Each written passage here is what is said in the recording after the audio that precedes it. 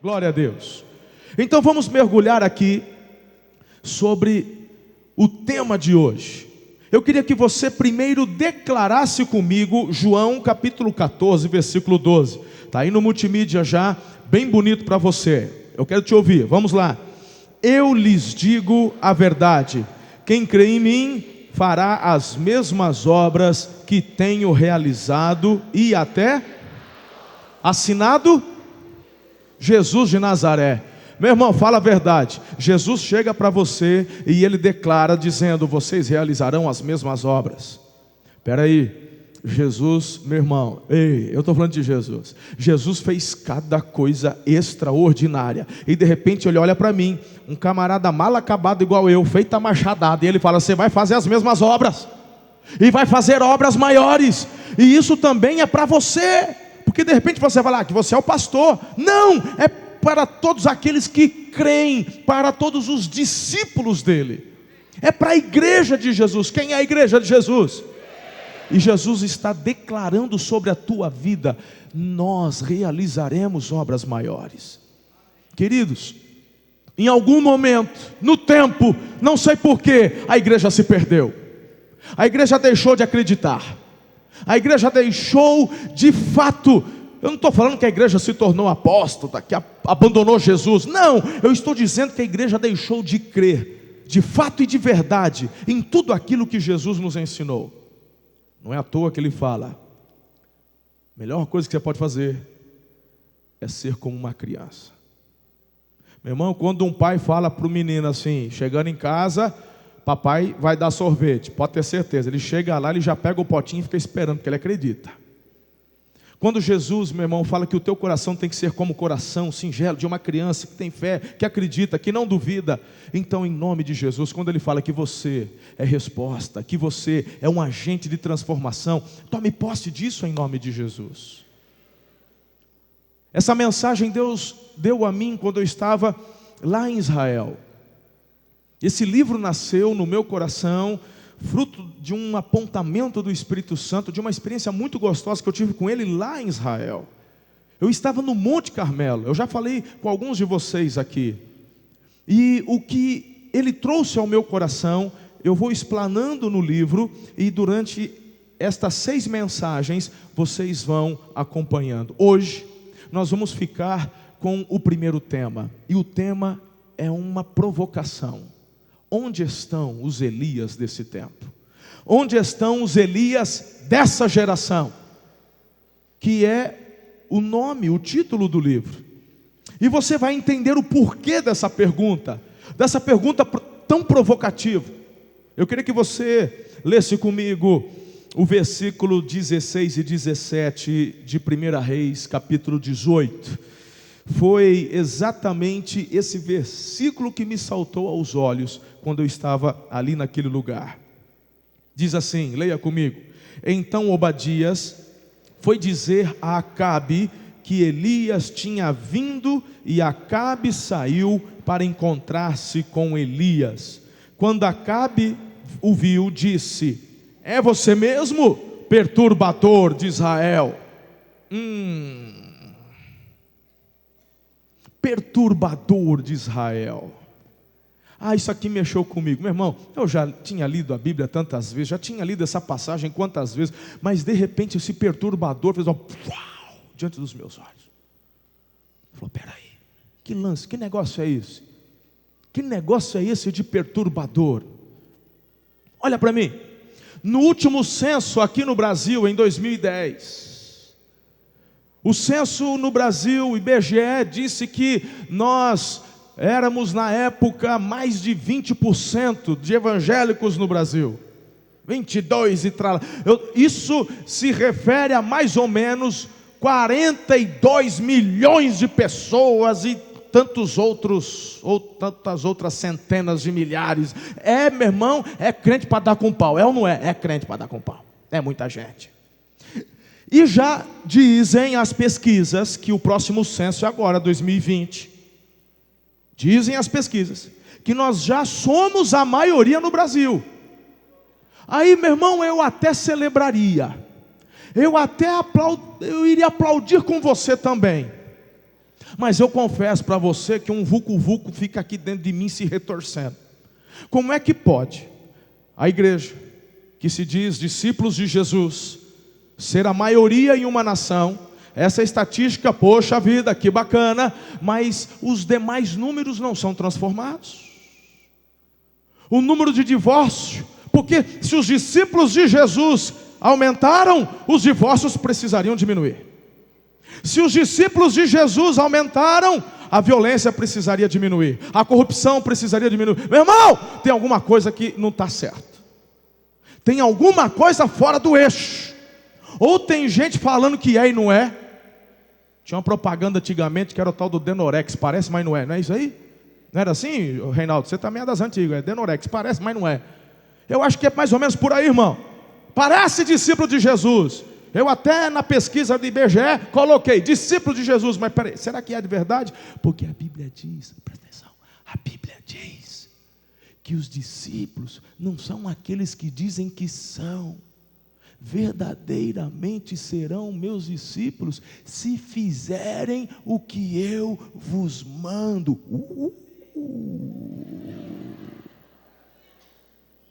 Começa a jaca aí, irmão. Assinado Jesus de Nazaré, o dono da igreja, o cabeça. Então vou te falar uma coisa. Se você de fato é um discípulo de Jesus, é muito além de colocar e assinalar na pesquisa lá, eu sou crente. Não, irmão. É você fazer o que Jesus manda. E quando você faz o que Jesus manda, sabe o que você vai fazer? Você vai atrair e viver o padrão do céu na terra. É isso. É para isso que somos chamados. Em nome de Jesus, entenda. Se estamos crescendo tanto, se nossa fé em Jesus não consiste apenas em declarar em palavras uma religião, mas expressar em ações uma conduta dirigida pelo Espírito Santo que habita em nós, pergunto, por que os demais números das estatísticas não estão melhorando? Alguma coisa precisa acontecer, sim ou não? Agora vamos entender um pouquinho do contexto. Vamos pensar aqui, porque afinal de contas essa série de mensagens, ela é baseada na experiência do profeta Elias. Elias era um profeta, e a nação de Israel vivia um momento muito difícil. Era um tempo, meu irmão, onde reis após reis estavam fazendo aquilo que o Senhor reprova. A Bíblia coloca essa expressão. E o fulano fazia o que o Senhor reprova, fazia. E aí, meu irmão, quem que chega? Chega a vez do Acabe, que foi uma perdição. Ele, como se já não bastasse fazer um monte de pataquada, se casa com a Jezabel, uma sacerdotisa de Baal. E essa mulher se torna agora rainha. E meu irmão, essa mulher começa agora a fazer com que a adoração a Baal seja oficial no meio da nação de Israel. Essa mulher começa a perseguir os profetas de Deus, começa a exterminar os profetas de Deus, a ponto do Obadias, que era um dos que trabalhava para o rei Acabe. Obadias era um cara temente a Deus. Ele esconde uns 100 profetas em 2 cavernas e começa a sustentar esses profetas com pão e água. Agora me diz uma coisa, irmão, eu fico impressionado com o Elias, porque nesse contexto todo, o Obadias tem um encontro com o Elias, e o Elias fala assim: foi bom te ver, mas foi ótimo te ver, eu estava te procurando, que bom, tem uma vaga para você na caverna. Não, marca um horário com o rei Acabe, que eu vou ter um tete com ele. Meu irmão, o Obadias entrou em crise. Eu tô me matando para sustentar o rapaz. Como é que você vai se entregar de mão beijada assim? Fala, vai, depois na conversa. Não tem tempo a perder não. O Acabe e o Elias se encontram. E quando eles se encontram, vem o versículo que a gente leu agora há pouco, onde o rei chama o Elias de perturbador. Agora, olha para mim. Baal era o deus pagão da fertilidade. Era conhecido também como o deus da chuva, da agricultura. Qual é o primeiro sinal que Elias opera no poder do Espírito Santo? Ele ora e para de chover, irmão. Era uma afronta. Ué, o Baal não é Deus? Baal não é o Deus da chuva? Ué, por que não está chovendo? Tem 450 profetas de Baal fazendo sacrifício e buscando. Já tem aí há uns par de tempo que não chove. Que Deus é esse? E meus irmãos, vamos vendo que Deus levanta o Elias para ser um confrontador. O Elias não é alguém que é levantado por Deus para simplesmente ser portador de uma mensagem ou de uma verdade, mas ele é alguém que é levantado para confrontar aquilo que estava errado. É tempo de reforma. Não existe, meu irmão, avivamento se após um avivamento não precede uma reforma. Eu coloco em xeque se de fato houve um avivamento. Em quem? Sim ou não? Um avivamento tem que promover reformas, transformações. E nesse processo Deus levanta Elias. E ele ora, e para de chover, e ele fala para o Acabe: marca lá no Monte Carmelo, eu quero confrontar os falsos profetas. Eu vou sozinho, em nome do Senhor. Rapaz, e vou te falar, juntaram mais 400 de Azerá, eram 850 falsos profetas, e toda a nação foi chamada para subir no Monte Carmelo. É aqui que acontece a história. Quem está comigo até aqui? Tá. O restante do que aconteceu nós vamos conversando. Caso você, muitos aqui já conhecem a história de Elias, mas outros talvez ainda não. Tem gente que está aqui pela primeira vez, não tem tanta intimidade com as histórias bíblicas, mas não falte que você vai saber direitinho tudo que aconteceu, e é imperdível. Não falte. Mas hoje nós vamos ficar até aqui no contexto. Porque o que vale para nós hoje é exatamente esse momento onde Deus nos comissiona para transformar a realidade da nossa geração. E a pergunta é: vamos corresponder ou não? Aí tem gente que fala: pastor, quem sou eu? Quem sou eu, pastor? Você é a pessoa que junto com Deus já é a maioria, não está bom? Está bom ou não está bom? Então, vai correr da raia por quê? Eu quero abordar com você 4 princípios de um Elias de Deus. 4 princípios.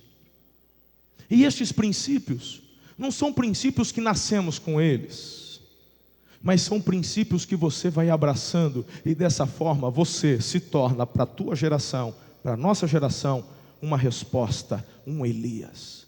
Aí, irmão, pela fé, dá um amém, tosse, espirra, faz alguma coisa, para eu saber que você está aí, ora. Aleluia. Essa mensagem você tem que guardar ela e falar: é para mim, eu estou entendendo, pastor. Você não está no cinema, irmão, esperando alguma coisa para acontecer, se é para chorar, para rir. Uma hora que o sermão ficar morno, para você correr no banheiro, voltar. Não, você está aqui, meu irmão, para ser tocado, esticado, exprimido, desafiado e lançado pelo Espírito Santo ao seu lugar profético. Primeiro lugar,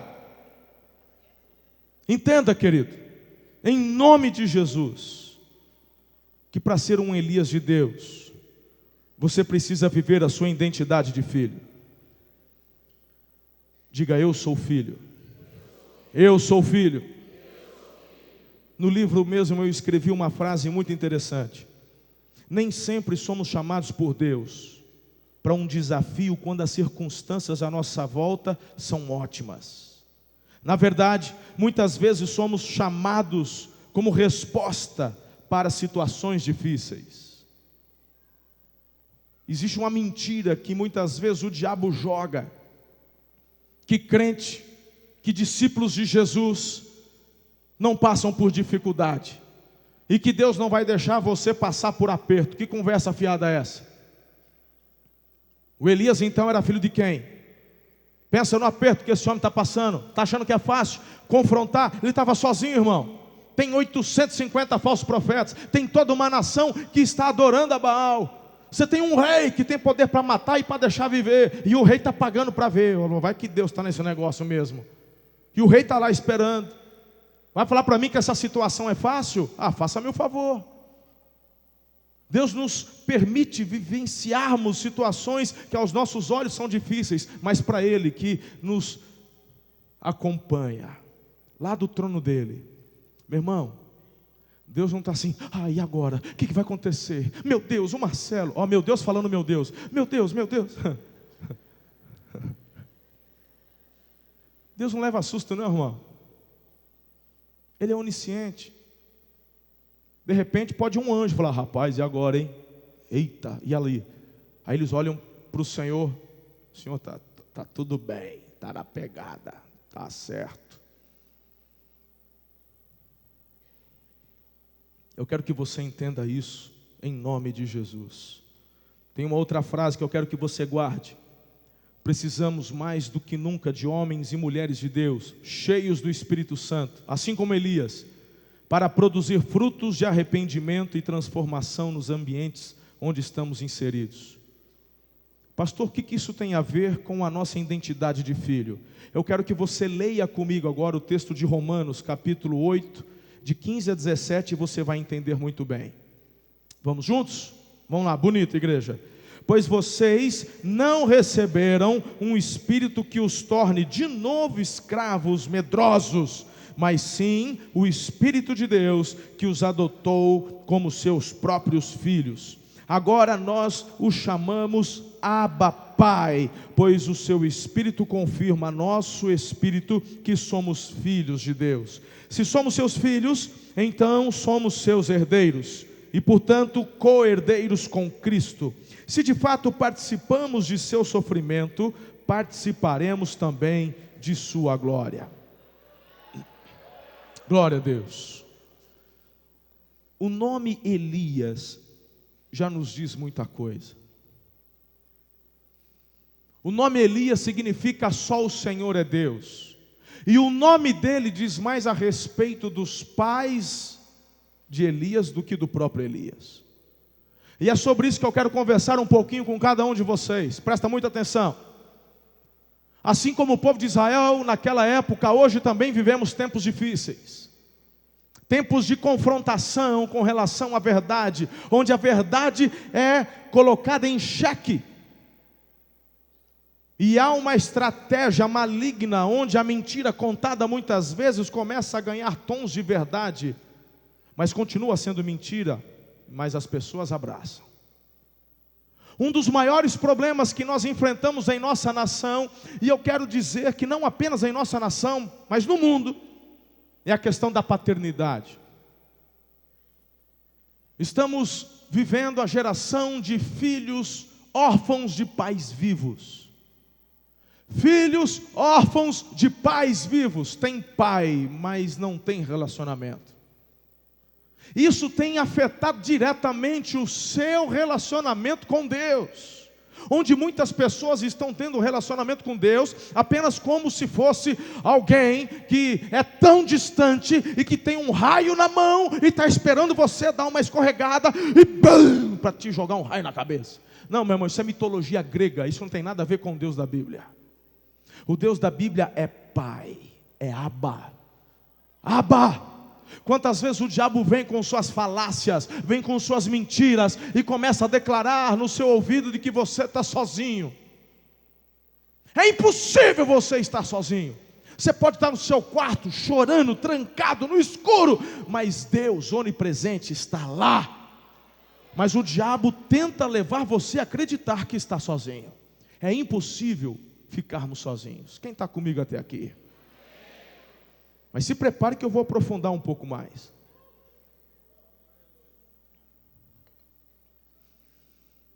Nessa orfandade de pais vivos, o diabo descobriu de que quando essa base tão fundamental é abalada, esses adolescentes e estes jovens terão mais dificuldades de relacionarem-se com Deus. Portas são fechadas. Existem dados que não podem ser divulgados, mas eu sei de fontes lá de dentro de Brasília. Uma das maiores causas hoje de morte de jovens e adolescentes é o suicídio. Muitas vezes essa estatística é meio que camuflada, joga-se lá como, sei lá, meu irmão, coloca ali overdose e não sei o quê, mas a questão é que os jovens estão se matando, os jovens estão morrendo, eles estão tirando a própria vida. Não poucos jovens que você também conhece, eu conheço, é só dar uma olhada no braço e você vai ver cicatrizes, antigas e novas. Os nossos adolescentes e jovens estão se mutilando, estão se cortando. Pastor, eu já percebi, pastor, o que é que está acontecendo? Eu te explico. Eu estou falando para você, irmão, é falta de paternidade, não tem identidade. Uma das piores coisas que pode acontecer com o ser humano é ele sentir-se perdido, é ele falar: meu Deus, para que eu nasci, por que eu nasci, o que eu estou fazendo aqui, e qual é a razão de eu existir? E meu irmão, ele não consegue encontrar, e o desespero bate a porta. E aí, meu irmão, o diabo é o primeiro a soprar no ouvido: melhor coisa que você faz, se pendura numa corda no pescoço, e olha, teus problemas vão acabar. Quantos que estão hoje aqui, entregaram suas vidas a Jesus, não ouviram essa voz infernal dizendo para você: tira a tua vida? Os nossos jovens estão ouvindo e os nossos jovens estão morrendo. Você quer que eu te dou um porquê? O primeiro mandamento com promessa na palavra de Deus: honra teu pai e tua mãe, para que os teus dias sejam prolongados na face da terra. É o primeiro mandamento com promessa. E quando eu olho para a nossa geração de jovens e adolescentes hoje, eu vejo uma geração rebelde, uma geração que não honra pai e mãe, uma geração que não está nem aí para aquilo que os pais estão ensinando. Eles estão quebrando um princípio bíblico e com isso estão saindo debaixo da cobertura de um decreto espiritual. Olha para mim, eu vou desenhar para você. Meu irmão, eu vou te falar uma coisa. Existem decretos espirituais que Deus determinou para a humanidade, não só para quem é discípulo. Assim como o oxigênio, assim como o ar, assim como aquilo que Ele proporcionou, é para todos aqueles que estão na face da terra. Por exemplo, casamento. Há uma bênção de Deus para o casamento. Tem muita gente que não é discípulo de Jesus, mas está aliançado no matrimônio. O matrimônio que Deus criou, instituiu, e eles estão debaixo de uma proteção divina. Tem pessoas, tem empresários que eu conheço, que não são cristãos, mas eles entenderam que dar o dízimo da empresa tem trazido benefícios à vida dele e à vida da empresa. Então ele doa para os pobres, ele doa nas igrejas, ele não abre mão. É um princípio divino. Ele está debaixo de uma bênção por conta de um decreto espiritual. O princípio de você honrar pai e mãe. Quando você honra teu pai e tua mãe, seja você discípulo ou não de Jesus, você está debaixo de uma proteção. Deus falou: você está honrando? Então, no que diz respeito a mim, seus dias são blindados, guardados. Agora o que eu tenho visto, meu irmão, todo mundo tem um WhatsApp, todo mundo recebe uns vídeos aí, sabe? Essa semana a gente viu no Twitter, até senador andou postando um vídeo de uma menina, de uma adolescente, agarrou no cabelo da mãe. Sabe-se lá se era o marido, se era o namorado. E ele: por favor, larga o cabelo da tua mãe. Me leva na festa. A mãe: larga, menina, larga, filha, larga. Meu irmão, dá vontade de mergulhar no celular, arrancar a cinta e dar nas pernas. O trem está largado. O capim está comendo boi. Eu não sei, irmão. Que negócio é esse? Está tudo invertido. Filho não honra pai. Eu não sei, talvez seja por conta de que na geração passada dos meus avós, eles eram duros demais.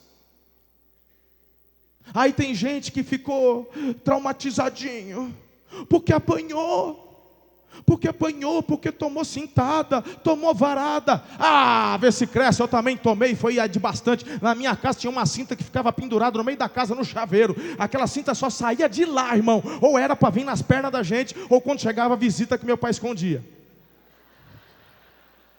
A visita ia embora, a cinta ficava lá pendurada. Pensa numa bitela grossa dessa largura assim, ó. Ficava lá, bonita, toda prosa, estava lá. Depois de um tempo não precisava usar. Quando a gente queria dar uma escorregada, o pai só fazia: tamo junto, paizão. Deixa a Gertrude lá, deixa. Tá tudo bem. Onde estava dando um pedalzinho com a galera, o Jacaré foi junto comigo, o Júlio. Tá aí, Jacaré? Esse povo fica contando as histórias para mim, depois não acha ruim quando eu conto aqui no púlpito. Pensa antes de falar as histórias comigo. Estamos lá pedalando. E aí a gente entrou nos assuntos desses que a gente está falando, de paternidade. E aí o Júlio falou assim: eu fui criado com vó. De vez em quando eu brinco, né, do pessoal que é criado com vó, que é muito mimado. Ele falou: pastor, eu fui criado com vó. Eu falei: é mesmo? Minha avó criou 8. 8? Falei assim: pastor, minha avó era sangue no zóio. Minha avó, eu tinha uma espadinha de brinquedo, sabe aquelas de plástico? Ela arranjou uma tira de couro dura, ela pôs dentro da espada. E eu falei assim: pastor, você não está entendendo. A minha vozinha, aí aquela espada, eu era júnior quando ela fez esse lance aí do couro. Até o final da adolescência, a espada já estava assim, ó, mole, que a bicha gastou. E ela falava assim para mim, pastor, ele contando para mim, a gente pedalando, e ele falando: pastor, minha avó falava: nós vamos na casa, nós vamos visitar o fulano lá.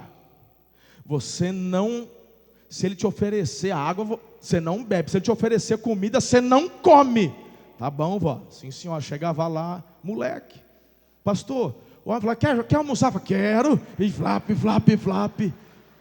Quer mais? Quero. Minha avó olhava de frente para mim, pastor, e fazia assim. Depois que eu enchi a barriga, eu falei: e agora? Chegamos em casa, minha avó não falou nada. Falei: me livrei. Fui para a cama, me cobri. Falei: ufa, essa passou. Quando eu estava quase pegando no sono, ela entrou, e com a espada na mão, achando que é a She-Ra, o He-Man. Pastor, foi cada lambada, onde pegava o vergão subia. Pastor, o que você quer saber o pior? Eu ainda demorou para aprender. Eu ia na casa, me dava uma vontade, eu comia e levava. Até que chegou um dia que eu podia estar com sede, podia estar com fome. Muito obrigado, eu estou bem. Aprendi.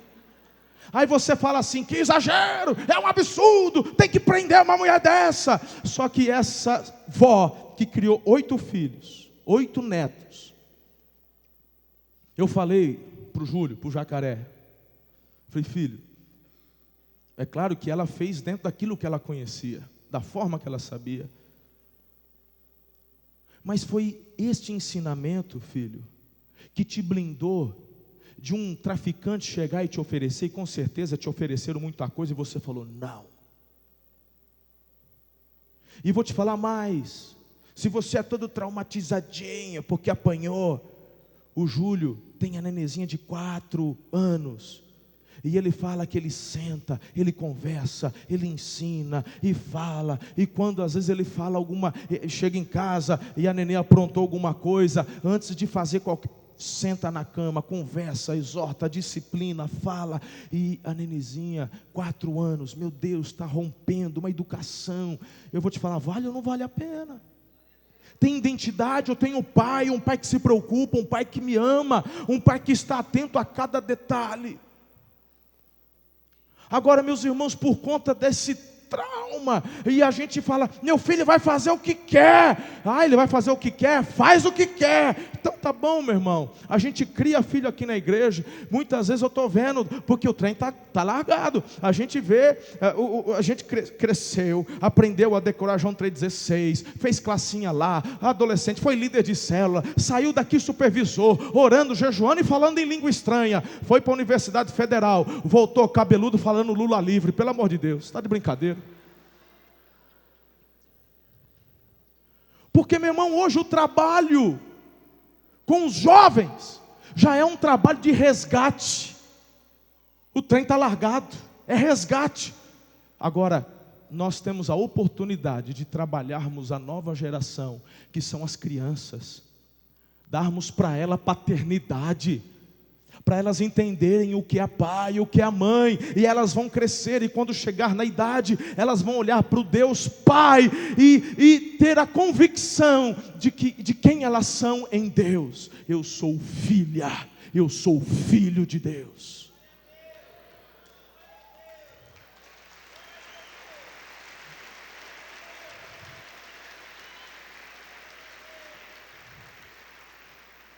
Entenda, quando sabemos quem realmente somos em Deus, nada poderá tirar de nós essa identidade.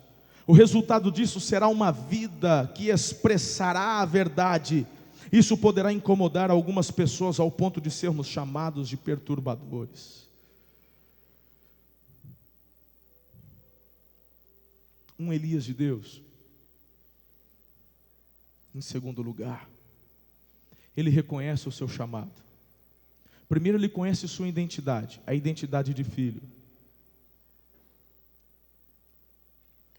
Mas ele reconhece o seu chamado. Quem está comigo até aqui?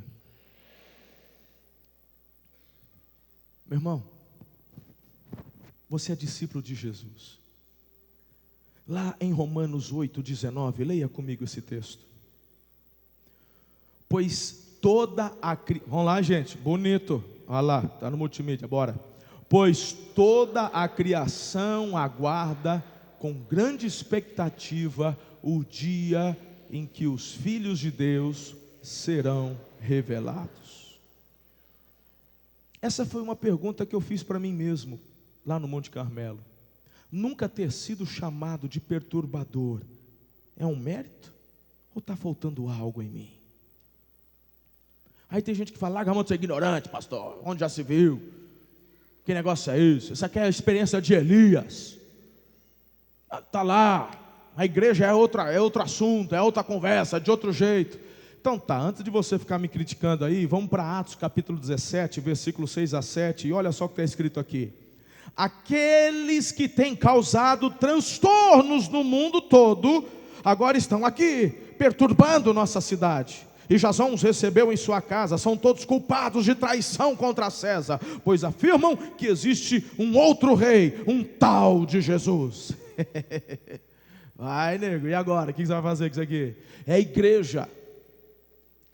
É a igreja de Jesus. Onde ela chega, ela causa um alvoroço santo. Por quê? Porque dentro da sua identidade, do seu chamado, você expressa o céu na terra.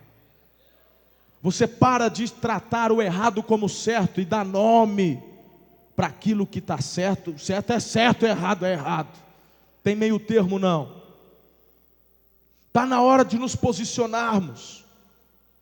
Está na hora de ficar, meu irmão, esse negócio de ficar com medo. Ai, porque vão falar e vão me criticar. E lá na faculdade vão me perseguir. E eu vou perder seguidor. Você quer seguidor? Manda pedra na caixa de marimbondo. Você vai ver um monte de seguidor que você vai ganhar. Frescura essa.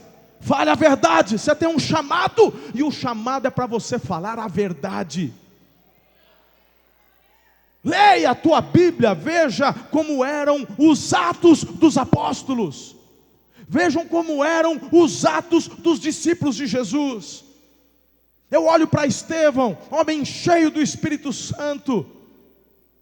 Quando perguntaram para ele, ele não ficou assim, se eu falar você vai me matar, se eu falar você vai... Ele vai lá e fala. Quando ele tem oportunidade, ele fala. O Espírito Santo diz para Paulo, eu vou te levar para Roma, você vai falar lá no palácio. Quando chega no palácio, meu irmão, ele não fica dando desculpa, não, peraí, vamos conversar, não é bem assim. Não, falaram um monte de coisa. Tem print, gravaram alguma coisa? Não gravaram nada, não. Meu irmão, ele vai lá e repete. Não precisa de acusador não. Estou pregando, estou falando de Jesus, Salvador, Filho de Deus, Rei dos Reis, Senhor dos Senhores. Mas muitas vezes você e eu que temos a oportunidade para falarmos onde estamos, cadê o nosso chamado? E aí, Elias, o que você vai fazer? Eu não estou falando para você ser chato não. Porque tem gente, meu irmão, que é chato. Tem gente, a igreja se perdeu, e a igreja parece que ela, meu irmão, em algum momento da história, a igreja se enclausurou dentro de 4 paredes, e ficou um povinho esquisito, com um linguajar esquisito, que não se mistura com ninguém. Meu irmão, a igreja é sal na terra, é luz no mundo. E Jesus fala: se o sal não salga, então não presta. Se a luz, ela não ilumina, então por que razão ela existe? Você é chamado para influenciar uma cidade, uma região. Onde você estiver, no seu trabalho, na sua faculdade, seja luz, seja sal. Você é um Elias, você é resposta. Mas chegar para mim e falar: pastor, ora por mim, que mudou uma macumbeira agora lá no meu trabalho, eu estou com uma dor de cabeça. Ah, meu irmão, quem tem que ter dor de cabeça é o demônio, rapaz. Quando você chegar lá, você é a luz, o demônio vai, eu estou ficando endemoniado, eu vou embora. Chegou essa luz, chegou esse homem, essa mulher, cheio do Espírito Santo. É você, querido, cheio do poder de Deus, que dissipa as trevas, na unção do Espírito Santo que habita em você. Diga amém. Você é a resposta. Você precisa entender isso. As oportunidades que Deus te dá, em todos os círculos de amizade que Deus te dá a oportunidade de viver. A tua postura é diferente. Mas você não é um povinho esquisito, que fala esquisito, que ninguém entende. Muita gente me critica do meu jeito de pregar. Eu posso não pregar do jeito que muitos eruditos pregam. Mas eu entendi, meu irmão, que eu tenho que pregar de um jeito que a gente entenda. Do que adianta ficar fazendo compêndio teológico, trazendo monografia teológica para vocês todo domingo, e o pessoal sai daqui: o que ele quis dizer? Menina é inteligente, eu não entendi nada, mas deve ser bacana o que ele falou. Prefiro falar meia dúzia aqui de palavra, com erro de português, com as expressões que nós usamos na nossa região, mas você sair daqui desafiado, com o coração ardendo, falando: é isso aí, é desse jeito, eu entendi. Você tem um chamado, meu Deus. Algo precisa queimar dentro do nosso coração. É para agora, é para logo, é para esse tempo, em nome de Jesus. Não creio que seja desejo do Espírito Santo de Deus fazer de você alguém detestável por conta de uma conduta farisaica, religiosa, ou levá-lo a ser um cristão chato. Muito pelo contrário, o Espírito nos levará a sermos cada vez mais parecidos com Jesus. Seu amor, delicadeza, atenção, mas Ele também nos levará a termos a mesma intrepidez que Jesus teve ao enfrentar o sistema religioso vazio da sua época. O tempo já foi, mas eu hoje estava compartilhando, o Alexandrão e eu, logo quando eu cheguei aqui, soube que o Alexandrão gostava de pescar. Aí, leva eu, né, Lê? Leva eu. Aí levou. Aí eles têm um rancho lá no... Aí a gente foi pescar. Aí uma vez o irmão dele, o Nilton, não era da igreja, não era convertido. E aí, que é o irmão mais velho do Alexandre. Aí o Lê: meu irmão está pescando, vai passar essa semana lá, bora. Falou: bora, vamos ficar 2 dias, bora, vamos. Aí o Lê: vou ir. Ô, Lê, que bom, vou levar o pastor. Você vai estragar a pescaria, Alexandre, vai trazer pastor aqui no rancho? Não, pastor, gente boa. Aí chegamos lá. Aí fomos pescar e tal. Aí à noite, pensa na cajibrina que o povo mandava, eu mais gostava. E cajibrina para lá, cajibrina para cá. Meu irmão, eu como pastor, vou fazer o quê? Claro, entrei no quarto, me tranquei, não me misturo com esse gente. Para, irmão! Eu fui lá, e eles estavam bebendo a cerveja, eu estava bebendo meu refrigerante, minha água, estava conversando. O Vartinho também não era convertido na época, chegou, pegou uma copa de cachaça. Vai aí, pastor, toma umazinha aí. Eu falei: filho, obrigado. Pode deixa para a próxima. E estou ali. Lembra aquela madrugada, eu ouvi a história do Nirtão umas 3 vezes. Foi de uma madrugada dentro. E ouvindo. Porque quando o cara está mais ou menos calibrado, ele repete as histórias, ele nem percebe. O disco enrosca, ele não percebe. Ele conta uma, conta 2. E eu estou lá ouvindo. E estou lá junto. No outro dia a gente estava indo embora. O Nirtão falou assim: meu irmão, tinha umas caixas de cerveja para levar. Ele falou assim: Eu tinha uma S10, aí ele falou assim, será que o pastor não leva as caixas de cerveja para nós? Aí eu falei, Alexandre, aí forçou a barra, a caixa de cerveja no carro do pastor e também não dá. Não, mas eu levo outras coisas, o que tem para levar? Tem isso, aquilo, então eu ajudo, eu levo as outras coisas. O resultado está todo mundo dentro da igreja hoje, aí, irmão. O Nilton é supervisor de célula poderoso, o Vartinho, líder, todo mundo está aí na pegada. Você tem que aprender, irmão, a amar as pessoas. Amar as pessoas. Meu Deus, eu tinha tanta coisa para falar, mas não tenho tempo. Terceiro lugar, você que quer ser um Elias, não é que você quer ser, você é um Elias para essa geração. Estou perguntando, estou afirmando. Então, em nome de Jesus, essa santa inconformidade com aquilo que está errado, que está ardendo dentro de você, eu quero afirmar, não é coisa sua, é algo do Espírito em você. Meu irmão, o problema é o que você faz quando isso está lá ardendo. Lá em Romanos 12:2, não imitem o comportamento e os costumes deste mundo, mas deixem que Deus os transforme por meio de uma mudança em seu modo de pensar, a fim de que experimentem a boa, agradável e perfeita vontade de Deus. Meu irmão, sabe por que a gente é tão apaixonado, tão doido, tão doido? Sabe por quê? Não é religiosidade, é porque a vontade do papai, ela é boa, diga boa. Ela é perfeita, ela é agradável. E nós queremos que todos experimentem o que é bom, o que é perfeito e o que é agradável. Então essa santa inconformidade com aquilo que está fora do trilho, é Deus te levantando para ser um Elias, um ajustador dentro dessa geração, em nome de Jesus. Quem não influencia, acaba sendo influenciado. Você é chamado para influenciar o padrão do céu na terra. Eu acho que você não entendeu. Você é chamado para influenciar a terra com o padrão do céu.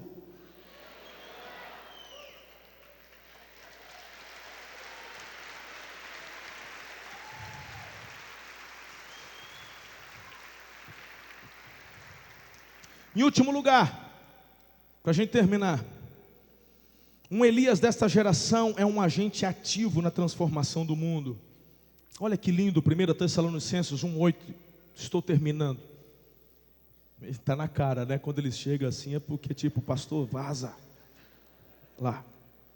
Agora, partindo de vocês, a palavra do Senhor tem se espalhado por toda parte, até mesmo além da Macedônia, da Acaia, pois sua fé em Deus se tornou conhecida em todo o lugar. Compartilhe, meu irmão, aquilo que você ouve, lá no trabalho. Ai pastor, eu não sei falar. Meu irmão, você não sabe falar, um Deus te abençoe. Você não sabe falar, Jesus te ama. Fala que você não quer, que é menos feio. Falar que não sabe, não cola. Deixa o Espírito Santo usar tua boca. Deixa o Espírito Santo usar tua língua, irmão. Sabe? Para fofocar você empresta para o cão. Para falar mal dos outros você empresta. Agora o Espírito Santo, quando quer te usar para fazer transformação da realidade onde você está inserido, aí deixa Deus te usar. Abra a tua boca. Fala lá na faculdade. Fala no seu serviço. Quando você sentir, meu irmão, de orar por alguém, tem alguém que está doente perto de você, aí vem um sentimento de impor a mão, de declarar cura, aí fala, isso é coisa da minha cabeça. Desde quando a tua carne vai mandar você fazer coisas que é do Espírito? É o Espírito Santo querendo usar você como alguém que vai transformar realidades aqui. Precisamos, igreja, de transformar a nossa vida, a nossa casa, a nossa vizinhança, nosso bairro, nossa cidade. nossa região, nosso país. Diga, vai mudar. Eu sou resposta. Vamos junto. Vamos junto. Vai na tua força. Você não precisa ser perfeito, porque meu irmão, se tem que ser perfeito, eu tenho que largar o púlpito. Tem que chamar, procura alguém que seja, porque eu não sou. Procura alguém, porque eu não sou. Mas se Deus, por graça e misericórdia, tem me dado a oportunidade de alguma forma contribuir para essas transformações, é porque você também pode. Você e eu viemos do mesmo barro. Viemos todos do mesmo barro. E o Espírito que habita em mim, habita em você. E os erros que você cometeu e confessou, papai já perdoou. Então bora para frente. Bora ir mais adiante. Bora fazer o que você ainda não fez para Deus. Bora transformar, querido, aquilo que está fora do lugar, vamos colocar no lugar. Nós só temos uma vida, nós só temos uma oportunidade. Às vezes uma frase tua, um gesto seu, vai trazer uma santa perturbação onde você está inserido. Creio que o Espírito Santo quer ardentemente levantar grandes perturbadores nesse tempo. Creia, querido, que você é chamado para ser protagonista da história junto com Jesus. Você não está aqui para assistir a banda passar. Você não está aqui para ver o que vai acontecer. Você é chamado para protagonizar as mudanças e as transformações da nossa geração. Pelo amor de Deus, diga amém a isso, por favor.